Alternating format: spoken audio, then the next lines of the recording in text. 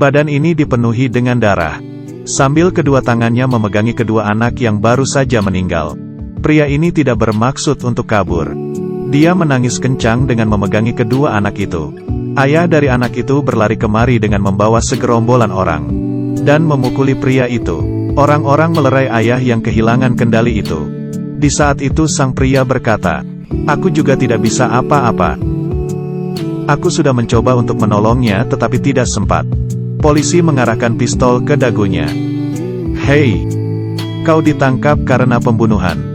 Dengan cepat pria itu ditangkap dan dibawa ke penjara. Berat pria ini hampir saja menghancurkan mobil polisi. Iya, benar. Membawa semua rasa sakit.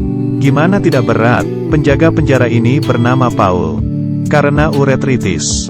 Setiap kali buang air kecil pasti sakit seperti dikikis pisau. Pria ini turun dari mobil. Perci tidak berhentinya berteriak, "Hukuman mati sudah datang. Hukuman mati sudah datang." Tidak memedulikan perasaan narapidana.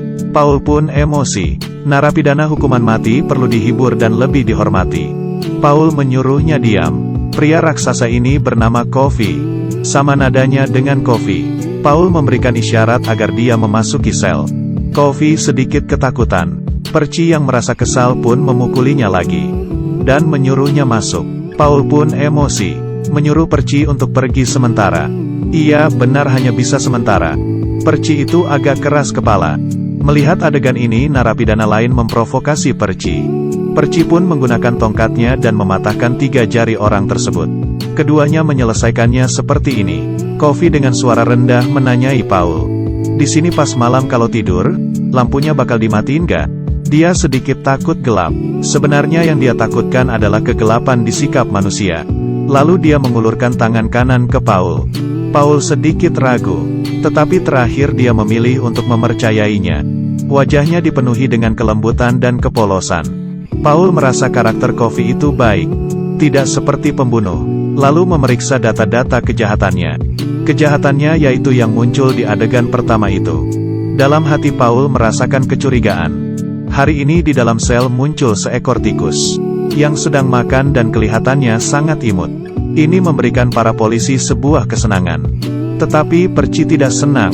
Dia malah mengejar dan memukul tikus itu. Hingga dipenuhi keringat. Hari ini, Paul dengan seorang narapidana yang akan dihukum mati. Melakukan ucapan perpisahan terakhir. Narapidana itu berkata ke Paul. Masa selama hidupnya yang paling bahagia. Paul berharap dia bisa pergi dengan tenang. Sebelum dilakukan hukuman mati, dia memangkas abis rambut si narapidana.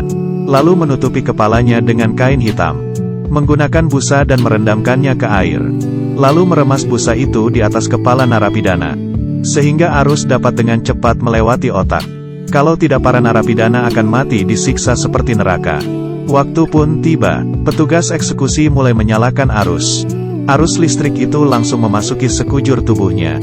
Dia kejang kesakitan. Hanya dengan 2 kali arus dia akhirnya meninggal. Orang itu sudah mati tetapi Perci masih saja mengejek mayatnya. Paul dan rekan memberikan dia pelajaran. Hari ini kedatangan narapidana baru yang bernama Harry. Orang ini sangat miskin dan ganas. Menggunakan pistol dan membunuh 3 orang. Salah satu korbannya adalah seorang ibu hamil. Di saat memasuki pintu, Coffee memperingati Paul untuk hati-hati. Hati-hati ya. Baru saja jalan melewati pintu. Harry langsung memukul penjaga itu. Sayangnya si Paul ditendang di bagian selangkangannya. Rekan lainnya juga tidak bisa menahan si narapidana. Di saat yang penting itu, Hal pun datang. Dan langsung mengarahkan pistolnya ke Harry. Sekali pukulan lagi, akhirnya dia kembali ke alam sadarnya. Paul yang menderita uretritis, hanya bisa terbaring di lantai. Di saat itu Coffee memanggil mengatakan dia ada masalah. Paul pun menahan sakit dan berjalan ke sana. Coffee langsung menangkap Paul. Hingga Paul kaget dan langsung memegang pistolnya. Narapidana di sebelah berteriak minta tolong. Coffee pun memegang selangkangan Paul. Di saat itu lampu di sel mulai menyala. Lalu, lampunya mati. Coffee melepaskan tangan kirinya, kembali ke tempat tidur dan menghela nafas. Kelihatannya sangat menderita. Selanjutnya dia membuka mulutnya selebar mungkin. Dan menghembus banyak serangga hitam. Ini adalah sebuah keajaiban. Kofi berkata dia sudah menyembuhkan penyakit uretritis Paul. Lalu karena capek dia kembali tidur. Paul masuk ke toilet dan mencobanya. Dan benar-benar terasa nyaman sekali. Paul yang menerima bantuan, merasa kasus Kofi ada yang janggal. Dia menemui pengacara Kofi. Yang tidak terpikirkan adalah, pengacara ini ternyata rasis. Tidak hanya tidak membantu Kofi, dia juga menyamakan Kofi seperti seekor anjing yang tidak tahu harus berbuat apa. Karena anjing sudah gigit melukai mata kanan anaknya. Dan terakhir dia bahkan mengingatkan Paul untuk hati-hati terhadap Kofi. Tanpa ada hasil Paul pun kembali ke penjara. Dia membawakan Kofi sebuah jagung untuk tanda terima kasih. Kofi yang berbaik hati membagikannya ke para narapidana. Dan juga tikus. Harry di sebelahnya merasa tidak bahagia. Tiba-tiba memuntahkan liurnya ke muka Paul. Dan menyiramkan air kencingnya ke penjaga satunya lagi. Dan kopi yang sudah ditahan lama di dalam mulut muncrat ke muka sang penjaga. Para penjaga pun kedua kalinya membawa dia masuk ke dalam ruang kurungan. Hari ini setelah Perci menyiksa selesai narapidana, tiba-tiba ditangkap oleh narapidana lain. Sambil mengucap kata-kata yang menghina di telinganya. Lalu sambil memegang selangkangannya, untungnya Paul datang dan mengarahkan pistolnya. Si narapidana itu pun melepaskan Perci. Dia kencing di celana. Narapidana di sebelah pun tertawa. Lihatlah dirimu seperti beruang, menindas dan takut akan hal-hal yang sulit.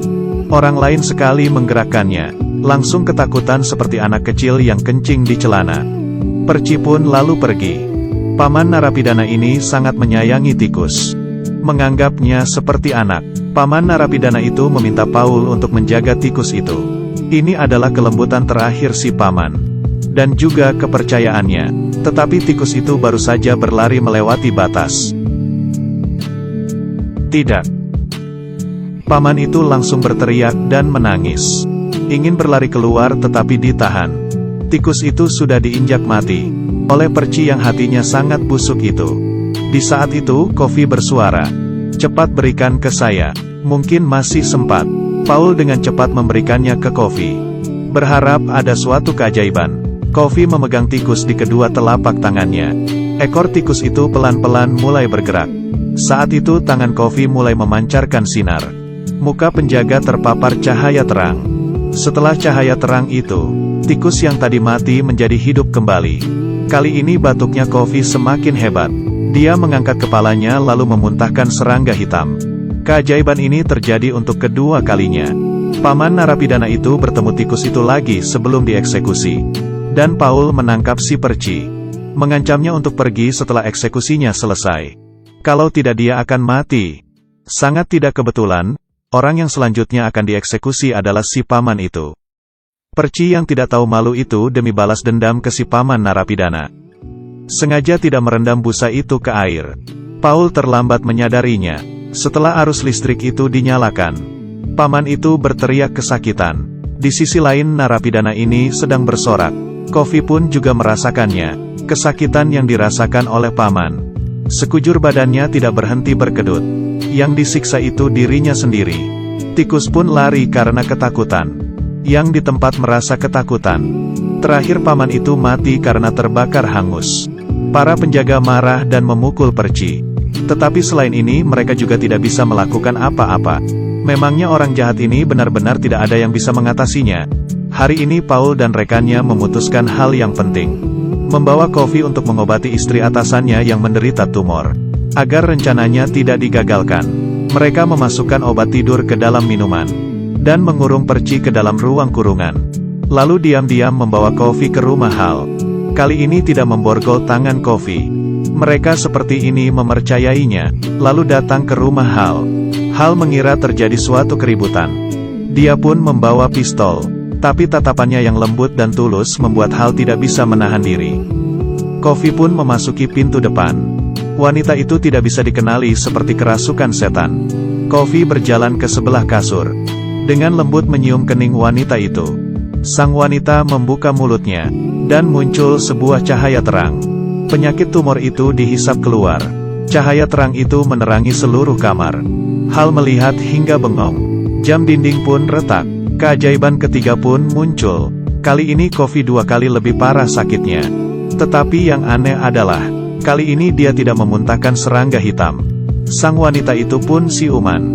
Kembali cantik seperti bidadari. Sang wanita itu untuk memberikan tanda terima kasih. Dia memberikan kalungnya kepada Coffee dan memakaikan kalung itu ke lehernya. Selanjutnya Paul dan rekan kerjanya membawa pulang Coffee yang kesakitan ke penjara. Perci yang dilepaskan pun hingga sekarang masih tidak mau bertobat. Saat itu Coffee menarik si Perci. Para penjaga datang untuk menghalanginya, tetapi tidak bisa melawan kekuatan si Coffee. Lalu memasukkan serangga hitam yang berjumlah sangat banyak ke mulut Perci. Perci pelan-pelan pun menjatuhkan tongkatnya. Pandangannya menjadi seperti orang linglung. Berjalan lalu berhenti di depan narapidana. Si narapidana pun berdiri dan mengucapkan kata-kata penghinaan lagi ke Perci. Dia mengeluarkan pistol.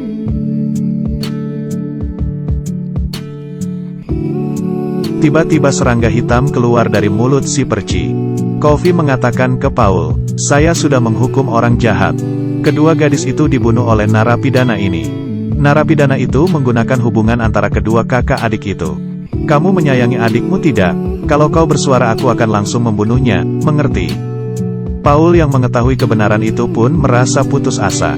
Coffee berkata, "Kamu sudah mengerti apa yang kurasakan kan? Aku setiap hari harus merasakan rasa sakit itu." Paul menggunakan kekuatan jabatannya untuk membebaskan Coffee. Tetapi Coffee tidak ingin pergi. "Aku sudah capek. Aku tidak ingin menjadi seekor burung yang terbang sendiri lagi." Iya benar, dia sudah terlalu capek. Dia tidak ingin menjadi malaikat yang kesepian lagi. Dia sudah muak dengan kelakuan manusia.